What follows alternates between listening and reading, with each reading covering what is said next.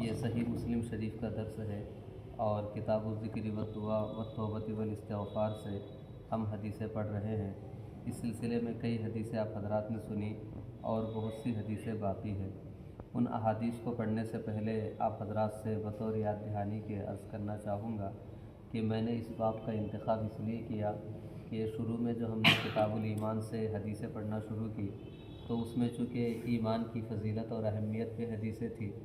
بار بار میرے ذہن میں یہ بات آ رہی تھی کہ ایسی بھی حدیثیں پڑھ کر سنائی جائے جس میں کچھ کرنے کا حکم دیا گیا ہو، جس میں وظائف بیان کیے گئے ہوں۔ تو میں نے اسی مقصد کے تحت اس باب کو شروع کیا کہ ہم اس مہینے میں جو ماہ رجب ہے، ماہ شعبان ہے، ماہ رمضان ہے، اس میں وظائف کے عادی ہو جائے۔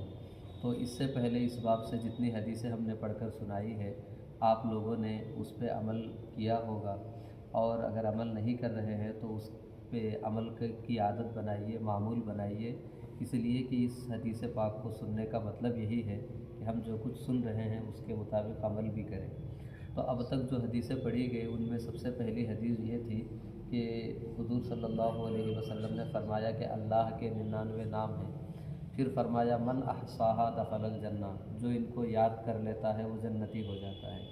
آپ اللہ کے 99 ناموں کو کہاں سے دیکھ سکتے ہیں؟ کوئی بھی قرآن شریف اٹھائیں گے تو اس کے سرے ورق پہ شروع میں جیسے ہی کھولیں گے تو وہاں پہ آپ کو 99 نام لکھے ہوئے ملیں گے۔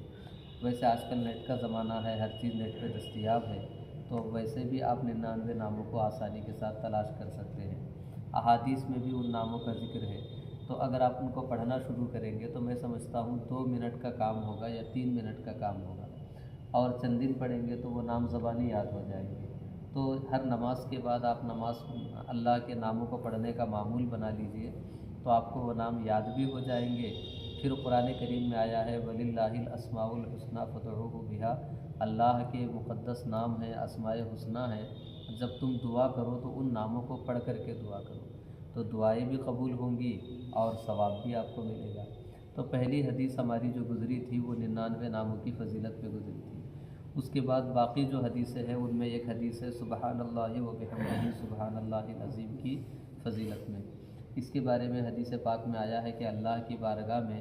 جو کلمات بہت زیادہ محبوب ہے، میزان عمل میں بہت زیادہ بھاری ہے اور زبان پہ بہت آسان ہے، وہ یہی 2 کلمات ہیں، سبحان اللہ و بحمدہ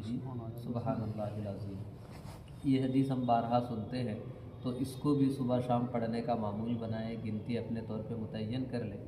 ہمارے بزرگوں نے فرمایا ہے کہ جو آدمی فجر کی سنت اور فجر کی سنت اور فرض کے درمیان سبحان اللہ و بحمدہ سبحان اللہ العظیم استغفر اللہ اس کو 100 بار پڑھتا ہے تو اللہ رب العزت اس کے رزق میں بے پناہ وسعتیں اور برکتیں پیدا فرما دیتا ہے۔ تو یہ بھی بہت آسان وظیفہ ہے، اس کو بھی پڑھیے۔ حدیث پاک میں خود بتایا گیا کہ یہ زبان پہ آسان ہے، اس کو پڑھنے میں زبان آپ کی نہیں لڑکھڑائے گی۔ ہو سکتا ہے کوئی مشکل آیت آپ پڑھیں، مشکل وظیفہ پڑھیں تو اس میں آپ کی زبان میں لکنت ہو، لیکن اس میں نہیں ہوگا، اس لیے کہ حضور نے بیان کر دیا کہ یہ زبان پہ آسان ہے۔ اور تیسرا وظیفہ جو اس سے پہلے بھی بیان ہوا ہے وہ ہے، اور کئی وظیفے بیان ہوئے ہیں، تو تیسرا وظیفہ یہ تھا لا الہ الا اللہ وحدہ لا شریک لہ لہ الملک و لہ الحمد وہو علی کل شیء قدیر، یہ غالباً تیسرا کلمہ ہے۔ تو اس کو 100 مرتبہ پڑھنے کی بھی فضیلت آئی ہے اور 10 مرتبہ پڑھنے کی بھی فضیلت آئی ہے۔ 100 مرتبہ پڑھیں گے، ہو سکتا ہے آپ کا وقت جو ہے چونکہ عادت بنانے میں ٹائم لگے، تو 10 مرتبہ تو آپ آسانی کے ساتھ پڑھ سکتے ہیں۔ ہر روز نماز فجر کے بعد 10 بار اس کو پڑھیے تو اس کی بھی بڑی برکتیں ہیں۔ تو ان 3 وظائف کا آپ معمول جو ہے بنا لیجئے تاکہ آپ کا یہاں پہ بیٹھنا وصول ہو جائے اور اس کی برکتیں حاصل ہو سکیں۔ تو یہ تو گزشتہ سبق کی یاد دہانی تھی۔ آج میں 2 حدیثیں سناتا ہوں۔ ایک حدیث پاک ہے کہ حضور صلی اللہ تعالیٰ علیہ وسلم نے فرمایا، یہ حضرت معاویہ بن ابی سفیان رضی اللہ تعالیٰ عنہ سے مروی حدیث ہے۔ ان کے حوالے انشاءاللہ میں کسی وقت بیان کروں گا۔ حضرت ابو سعید خدری رضی اللہ تعالیٰ عنہ فرماتے ہیں خرج معاویۃ علی حلقۃ فی المسجد، ایک مرتبہ مسجد میں لوگ ایسے ہی حلقہ بنا کر کے دائرہ بنا کر بیٹھے ہوئے تھے، اتنے میں حضرت معاویہ بن ابی سفیان رضی اللہ تعالیٰ عنہ ان کے پاس تشریف لائے۔ फ़क़ाल اس کے بعد انہوں نے کہا ما اجلسکم تم آپ لوگ یہاں کیوں بیٹھے ہوئے ہیں؟ تو سب لوگوں نے کہا جلسنا نذکر اللہ ہم یہاں اللہ کے ذکر کے لیے بیٹھے ہوئے ہیں۔ تو حضرت امیر معاویہ نے پوچھا اللہ ما اجلسکم الا ذاک کیا اللہ کا واسطہ دے کر میں تم سے پوچھتا ہوں، اللہ کی قسم تم سے لے کر پوچھتا ہوں، کیا تم ذکر الہی کے لیے بیٹھے ہو؟ تو قالو ان لوگوں نے کہا واللہ ما اجلسنا الا ذالک ہم تو صرف اللہ کے ذکر ہی کے لیے بیٹھے ہیں، اور ہم اللہ کی قسم کھا کے کہتے ہیں کہ اللہ کے ذکر ہی کے لیے بیٹھے ہیں۔ پھر اس کے آگے انہوں نے کہا اما انی لم استحلفکم تہمۃ لکم میں نے جو تم سے اللہ کی قسم لی ہے کہ کیا تم اللہ کے ذکر کے لیے بیٹھے ہو، قسم کے ساتھ بیان کرو، یہ میں نے تمہارے اوپر کسی الزام یا تہمت کی بنیاد پہ یہ قسم نہیں لی ہے کہ تم اللہ کی قسم کھا کے کہو، وما کا بلکہ میں نے ایسا کیوں کیا ہے؟ ایسا اس لیے کیا ہے کہ ایک مرتبہ نبی کریم صلی اللہ تعالیٰ علیہ وسلم خرج علی حلقۃ من اصحابہ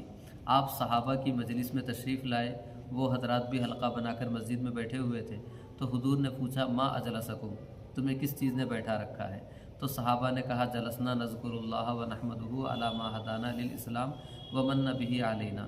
تو صحابہ نے کہا کہ ہم اللہ کے ذکر کے لیے، اللہ کی حمد بیان کرنے کے لیے بیٹھے ہیں، اور اس بات پر اللہ کا شکر ادا کرنے کے لیے بیٹھے ہیں کہ اللہ نے ہمیں اسلام جیسی نعمت سے نوازا۔ تو اس وقت حضور صلی اللہ علیہ وسلم نے فرمایا اللہ ما اجلسکم الا ذاک اے میرے صحابہ بتاؤ، اللہ کی قسم کھا کے بتاؤ، کیا تم ذکر الہی کے لیے بیٹھے ہوئے ہو؟ تو صحابہ نے کہا واللہ ما اجلسنا الا ذالک یا رسول اللہ ہم اللہ کی قسم کھا کے کہتے ہیں کہ ہم ذکر الہی کے لیے بیٹھے ہوئے۔ تو حضرت امیر معاویہ فرماتے ہیں کہ میں نے آپ لوگوں سے اپنی مجلس میں انہوں نے ذکر کیا، میں نے جو آپ لوگوں سے قسم لی ہے وہ اس بنیاد پر نہیں کہ مجھے آپ کے یہاں بیٹھنے میں یا آپ کے بیان کرنے میں کوئی شبہ ہے، بلکہ میں تو دراصل اپنے نبی کریم صلی اللہ تعالیٰ علیہ وسلم کی اس سنت کو عمل کر رہا تھا، جو سنت اس طور پہ ہے کہ حضور اپنے صحابہ کی مجلس میں تشریف لائے، صحابہ سے پوچھا کیوں بیٹھے ہو؟ تو صحابہ نے کہا ذکر الہی کے لیے بیٹھے ہیں، تو حضور نے اس پہ ان سے قسم لی، تو اسی لیے میں اسی سنت پہ عمل کرتے ہوئے تم سے قسم لے رہا ہوں۔ اس کے بعد حضور صلی اللہ علیہ وسلم نے قسم لینے کی وجہ بیان کی اور فرمایا اما انی لم استحلفکم تہمۃ لکم میں تم سے کسی تہمت یا الزام کی بنیاد پہ، کسی شک اور شبے کی بنیاد پہ قسم نہیں لے رہا ہوں، ولکنہ اتانی جبریل لیکن میرے پاس جبریل امین آئے،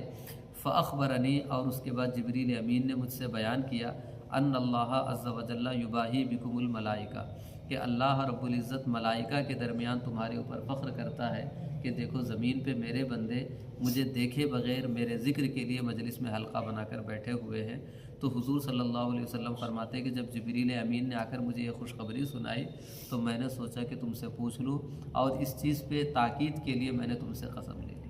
تو ذکر الہی کی محفل اتنی عظیم ہوتی ہے کہ اللہ رب العزت آسمانوں میں فرشتوں کے سامنے فخر کرتا ہے، اور وہ فرشتے جو کبھی وہ جو معصوم ہوتے ہیں جن سے لغزش ہو ہی نہیں سکتی ہے، ان سے اللہ تعالیٰ فخریہ بیان فرماتا ہے کہ دیکھو زمین پہ میرے بندے بیٹھ کر میرا ذکر کر رہے ہیں۔ تو یہ ہے ذکر الہی کی برکت، اور یہ ہے اللہ رب العزت کو یاد کرنے کی فضیلت۔ ایک اور حدیث پاک ہے جس میں استغفار کا ذکر ہے، وہ ہے حضرت ابو بردہ رضی اللہ تعالیٰ عنہ سے مروی ہے، اور وہ حضرت اغر المزنی سے روایت کرتے ہیں وکانت لہو صحبتن، اور یہ بھی صحابی تھے، حضرت اغر المزنی یہ صحابی تھے۔ کہتے ہیں کہ ان رسول اللہ صلی اللہ علیہ وسلم قال نبی کریم صلی اللہ علیہ وسلم نے فرمایا انہ لیغان علی قلبی کہ دل کے اوپر بھی زنگ لگ جاتا ہے، جیسے لوہے پہ زنگ لگ جاتا ہے، کسی بھی قیمتی چیز کے اوپر گرد پڑ جاتی ہے، ایسے دل کے اوپر بھی گرد پڑ جاتا ہے۔ تو دل کے گرد کو کیسے دور کریں گے؟ تو فرمایا وَإِنِّي لَأَسْتَغْفِرُ اللَّهَ فِي الْيَوْمِ 100 مرة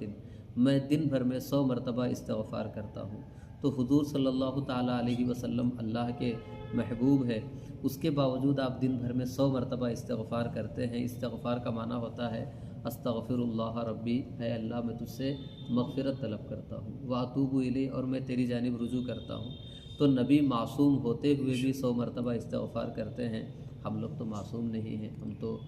جو حال ہے ظاہر ہے سب کے اوپر،